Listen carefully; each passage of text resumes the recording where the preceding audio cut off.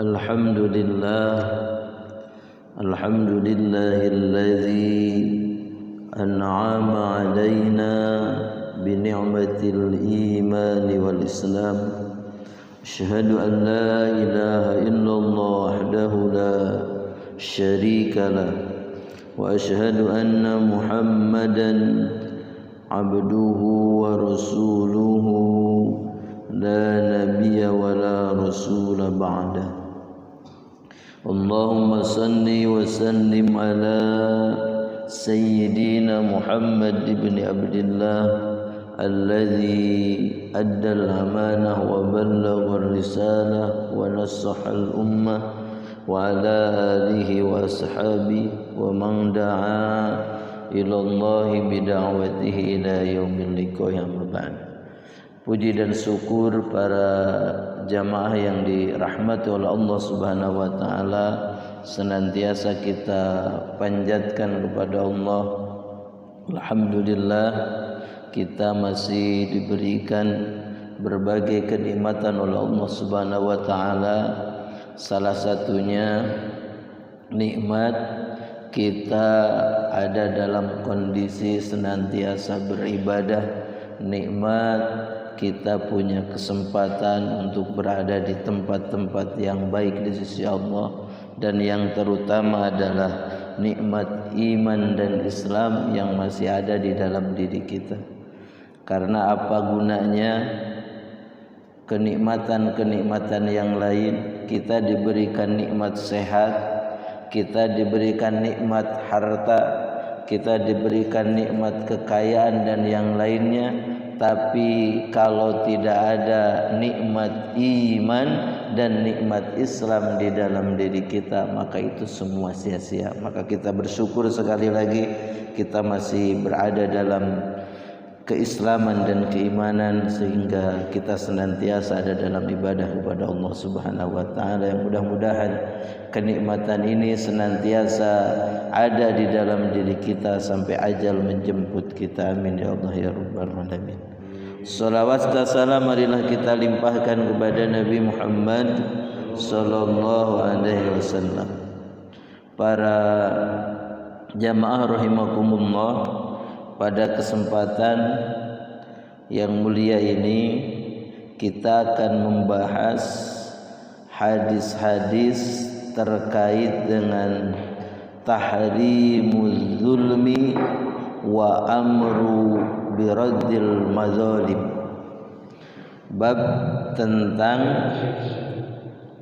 haramnya berbuat zalim dan perintah untuk menolak berbagai kezaliman. Nah, kita akan bacakan nanti hadis-hadisnya. Tapi sebelumnya mari kita lihat ayat-ayat Al-Quran yang berkaitan dengan keharaman berbuat zalim. Sengaja membahas hadis-hadis ini karena sekarang para jamaah rahimakumullah, kita berada di bulan yang dimuliakan oleh Allah Subhanahu wa taala, yaitu bulan Rajab. Kata Allah, inna iddatash syuhuri indallah itsna asyara syahrun fi kitabillah. Bilangan bulan itu menurut Allah yang sudah ditetapkan adalah 12 bulan. Wa minha arba'atu hurum, dan di antara 12 bulan itu ada 4 bulan yang termasuk kepada bulan yang dimuliakan oleh Allah Subhanahu wa taala. Di antaranya adalah bulan Rajab. Maka apa yang harus kita lakukan di bulan-bulan haram itu? Maka kata Allah di dalam ayat tadi, fala tadzlimu fihinna anfusakum, maka kalian jangan melakukan perbuatan zalim kepada diri kalian. Maka kita penting mengetahui hadis-hadis terkait dengan perbuatan zalim ini. Ayat Al-Quran yang menjelaskan tentang tidak bolehnya kita berbuat zalim, kita bisa melihat di dalam Quran surah Ghafir ayat ke-1 dan ke-2. Allah Subhanahu wa taala berfirman, A'udzu billahi minasyaitonir rajim. Bismillahirrahmanirrahim. Ma lidzalimina min hamimin wala syafi'in yuqa.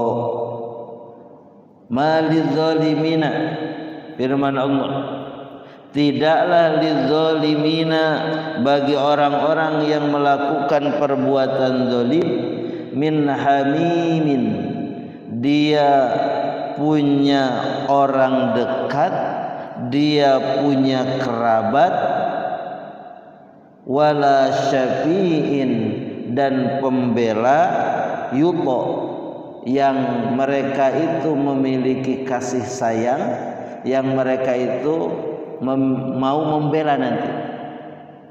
Firman Allah ini menjelaskan bahwa orang zalim itu gak akan punya orang dekat, gak akan punya kerabat, gak akan punya teman dekat yang mengasihi, yang menyayangi kepadanya.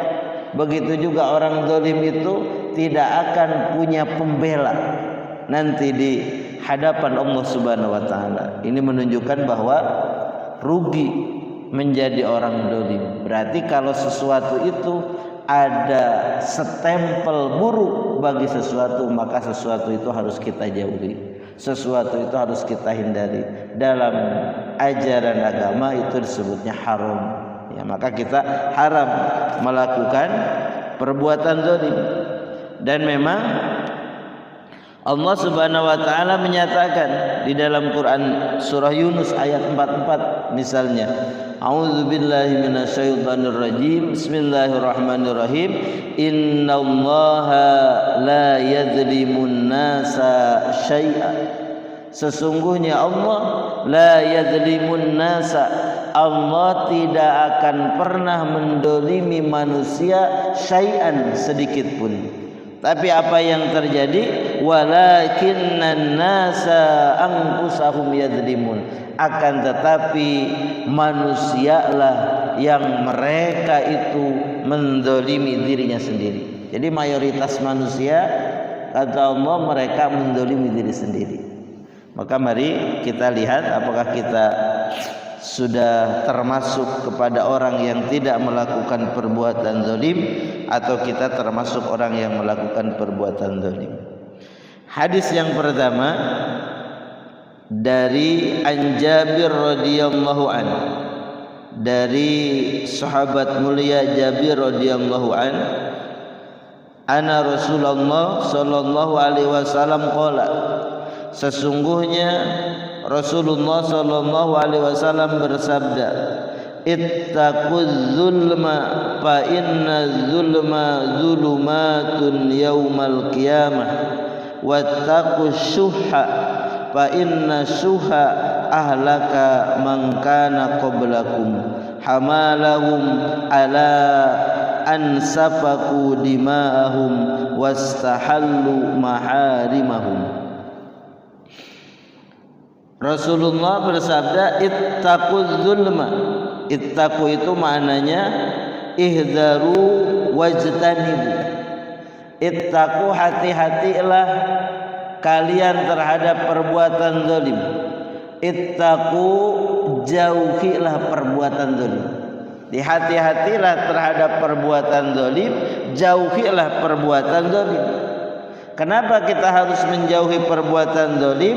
Fa inna zulma, karena sesungguhnya kezaliman itu zulumatun yaumal qiyamah, adalah kegelapan pada hari kiamat. Artinya orang yang melakukan perbuatan zalim itu di hari kiamat ada dalam kondisi gelap, ada dalam kondisi mereka tidak selamat, ada dalam kondisi mereka jauh dari cahaya Allah Subhanahu wa taala.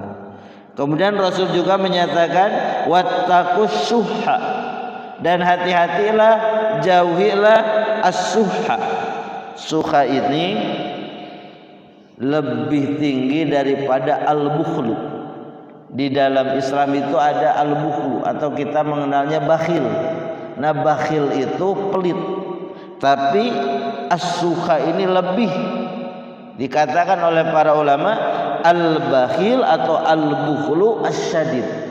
Jadi pelit yang sangat serta dibarengi dengan al-hirsu. Al-hirsu itu apa? Apa ya al-hirsu itu? Kalau dalam bahasa Sunda itu kokomoan. Apa? Apa ya? Ingin sekali nah gitu. Ingin sekali di al-hirsu, ingin sekali yang memiliki harta gitu. Sehingga kata Rasul, kenapa kita harus menjauhi hati-hati terhadap as-suha, sifat pelit sekali dan punya keinginan kuat ingin menguasai harta? Karena itulah kata Nabi yang merusak kaum-kaum sebelum kalian. Karena memiliki sifat suhu itu, karena memiliki sifat keterlaluan ingin memiliki harta, maka sifat itu mendorong mereka ala ayyasfaku dima'hum untuk menumpahkan darah. Jadi terjadinya tumpah darah itu, terjadinya pembunuhan itu, salah satu pemicunya, bahkan mungkin pemicu utama itu adalah terkait dengan harta. Berebut harta. Kalau sudah berebut harta, tidak mengenal siapa, saudara dengan saudara juga berantem, bawa golok ya, sampai mau bunuh-bunuhan gitu. Itu karena tadi ada keterlaluan terhadap harta, ada sifat suhbakhil. Dikhawatir nih harta saya itu diambil, nah gitu, diambil, gak mau memberikan hartanya. Ada sifat bakhil. Dan itu juga yang menyebabkan kata Nabi wastahallu maharimahum, mereka kaum-kaum sebelum kalian itu menghalalkan apa yang diharamkan oleh Allah Subhanahu wa taala. Begitu kalau orang sudah terbuai, orang sudah punya keinginan kuat, keterlaluan terhadap harta, maka akhirnya apa yang diharamkan oleh Allah itu diambil sama dia, dihalalkan sama dia. Nah ini yang bahaya. Maka di dalam hadis ini para jamaah rahimakumullah, Rasulullah sallallahu alaihi wasallam mendorong kepada kita untuk menjauhi yang pertama adalah perbuatan zalim dan yang kedua adalah perbuatan al-bukhl. Jadi kita jangan melakukan perbuatan zalim. Zalim itu apa? Zalim itu adalah wad'u syai'in bi ghairi mahalli, menempatkan sesuatu bukan pada tempat, itu zalim. Lawannya adalah adil. Zalim adil, itu berlawanan. Ada zalim, ada adil pasti. Ada orang yang zalim, ada orang yang adil. Ini lawannya. Maka kalau adil, wad'u syai'in fi mahalli, menempatkan sesuatu pada tempatnya. Maka di dalam ayat Al-Qur'an, apa kezaliman yang paling tinggi itu? Apa kezaliman yang paling berat itu? Allah menyatakan inna syirka la zulmun azim. Sesungguhnya kemusyrikan itu la zulmun azim, adalah kezaliman yang paling besar. Jadi kezaliman yang paling besar itu adalah musyrik. Musyrik itu apa? Menyekutukan Allah. Kenapa disebut kezaliman musyrik itu? Karena menempatkan sesuatu bukan pada tempatnya, menempatkan berhala pada tempat disembah. Seharusnya yang ada di tempat untuk yang berhak disembah itu siapa? Allah. Menempatkan yang harus diagungkan, yang harus dimuliakan selain Allah, itu menempatkan sesuatu bukan pada tempatnya. Kita itu harus memuliakan siapa? Harus mengagungkan siapa? Allah. Begitu. Maka syirik itu adalah perbuatan zalim.